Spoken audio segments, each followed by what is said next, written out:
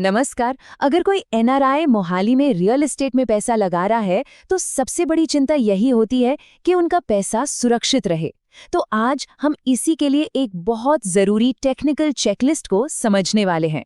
चलिए शुरू करते हैं। पता है, सेक्टर 62 के जीएमएडी ऑफिस में ये नज़ारा बहुत आम है। निवेशक बड़ी बड़ी उम्मीदें लेकर आते हैं कि अपनी प्रॉपर्टी बेचकर अच्छा मुनाफा कमाएंगे, लेकिन कई बार ऐसा हो ही नहीं पाता। ये एक कड़वी सच्चाई है जिसे बहुत से एनआरआई निवेशकों को झेलना पड़ता है। तो सवाल ये उठता है कि आखिर ऐसा होता क्यों है? मतलब एक अच्छा खासा इन्वेस्टमेंट अचानक एक बोझ कैसे बन जाता है? देखिए, वजह अक्सर बहुत टेक्निकल होती हैं, जैसे कि प्रॉपर्टी के मालिकाना हक के रिकॉर्ड्स में कोई गड़बड़ हो, जिसे हम टूटी हुई टाइटल चेन भी कहते हैं, या फिर प्रॉपर्टी बेचते समय इनकम टैक्स डिपार्टमेंट आपकी रकम का सीधा 23% फ्रीज कर। और ये जो पूरी जानकारी हम दे रहे हैं, ये एकर्स टू यार्ड्स की तरफ से है। और एक बात साफ कर दूं, आज यहाँ कोई प्लॉट नहीं बेचा जा रहा है, बल्कि हम आपके सामने रख रहे हैं 2025 का एनआरआई स्टैंडर्ड ऑपरेटिंग प्रोसीजर। ये आप समझिए वही टेक्निकल चेकलिस्ट है जो ये पक्का करती है कि एनआरआई निवेशकों का पैसा भारत में सेफली आए, बढ़े और सबसे जरूरी बात, कानूनी तौर पर उनके विदेशी बैंक अकाउंट में वापस भी। तो आज हम इन 5 खास मुद्दों पर बात करेंगे। प्रॉपर्टी के टाइटल को कैसे वेरीफाई करें, रेरा कंप्लायंस कैसे चेक करें, 23% टीडीएस के जाल से कैसे बचें, पैसा वापस विदेश कैसे भेजें, और आखिर में एक स्मार्ट इन्वेस्टर चेकलिस्ट।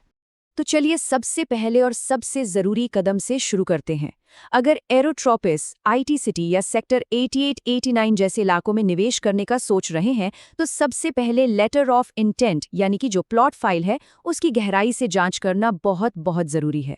देखिए, इसके लिए एक 3 लेयर वेरिफिकेशन प्रोसेस है जिसे हर निवेशक को फॉलो करना ही चाहिए। सिर्फ एक फोटोकॉपी पर भरोसा कर लेना काफी नहीं है। पहला, gmd.gov.in पर जाके प्रॉपर्टी का स्टेटस ऑनलाइन चेक करें।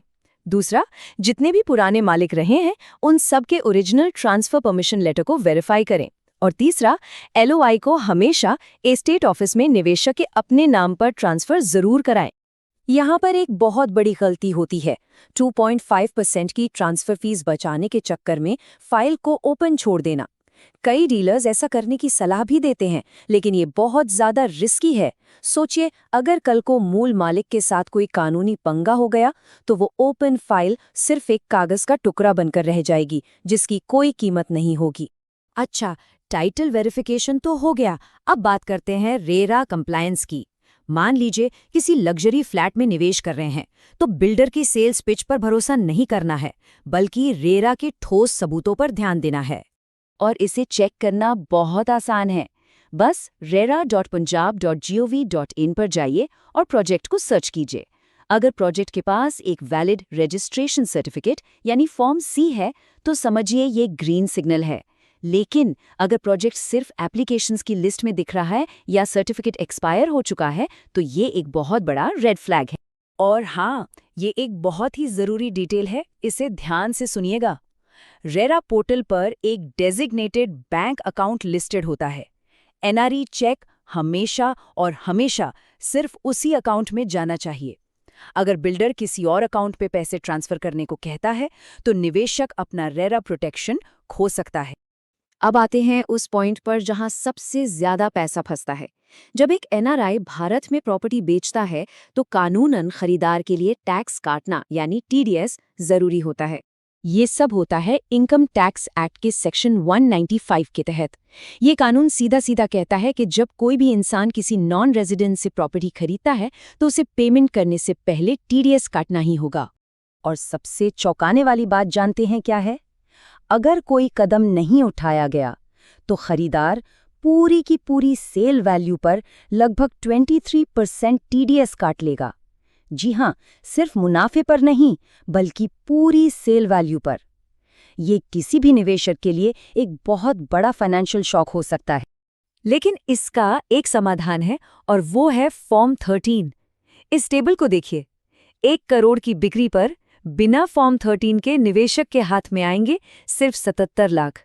लेकिन अगर फॉर्म 13 फाइल कर दिया तो टीडीएस की दर बहुत कम हो जाती है और हाथ में करीब 99 लाख आ सकते हैं। ये लाखों रुपए का सीधा फर्क है। और अब सबसे आखिर में, किसी भी एनआरआई निवेशक के लिए सबसे जरूरी कदम, मुनाफे को कानूनी तरीके से भारत से बाहर कैसे ले जाया जाए।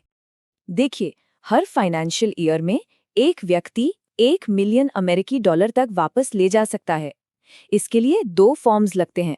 पहला, एक चार्टर्ड अकाउंटेंट से फॉर्म 15CB, जो ये सर्टिफाई करता है कि सारे टैक्स चुका दिए गए हैं, और दूसरा, निवेशक को खुद टैक्स पोर्टल पर फॉर्म 15CA की घोषणा करनी होती है। और यहाँ एक आखिरी लेकिन सबसे जरूरी चेतावनी, ये पूरी प्रक्रिया तभी मुमकिन है जब प्रॉपर्टी खरीदने के लिए एनआरई या एनआरओ अकाउंट से ऑफिशियल बैंकिंग चैनलों का इस्तेमाल किया गया हो। अगर खरीद के वक्त कैश यानी नकद का इस्तेमाल हुआ था, तो वो पैसा हमेशा के लिए भारत में ही फंसा रह जाता है। तो इस पूरी बातचीत से कौन सी खास बातें हैं जो याद रखनी हैं? चलिए एक स्मार्ट इन्वेस्टर चेकलिस्ट पर फटाफट नजर डालते हैं। देखिए, मोहाली में रियल एस्टेट, खासकर एरोट्रोपोलिस जैसे सेक्टर, एक सोने की खान हो सकते हैं, लेकिन सिर्फ उनके लिए जो कागजी कार्रवाई को गंभीरता से लेते हैं। हमेशा 3 लेयर वेरिफिकेशन करें, रेरा फॉर्म C को कंफर्म करें, बिक्री से पहले फॉर्म 13 फाइल करें और सिर्फ ऑफिशियल बैंकिंग चैनलों का ही इस्तेमाल करें। रिमोट इन्वेस्टर नहीं, स्मार्ट इन्वेस्टर बनना है। एकर्स टू यार्ड्स में हम सिर्फ एक प्लॉट नहीं ढूंढते, हम इन्वेस्टमेंट की पूरी लाइफ साइकिल को मैनेज करते हैं, GMAD ट्रांसफर से लेकर एग्जिट के वक्त फॉर्म 13 अप्लाई करने तक। हमने एक 2025 एनआरआई ड्यू डिलिजेंस किट तैयार की है, जिसमें वेरिफिकेशन पोर्टल्स के लिंक और सैम्पल TDS कैलकुलेशन भी हैं। इसे मुफ्त में डाउनलोड करने के लिए नीचे दिए लिंक पर क्लिक करें। अपने निवेश को सुरक्षित रखना सिर्फ नियमों का पालन करना नहीं है, ये मन की शांति पक्की करना है। क्या किसी का निवेश उन्हें वो शांति दे रहा है? और अपडेट्स के लिए हमारे साथ बने रहिए। सत श्री अकाल।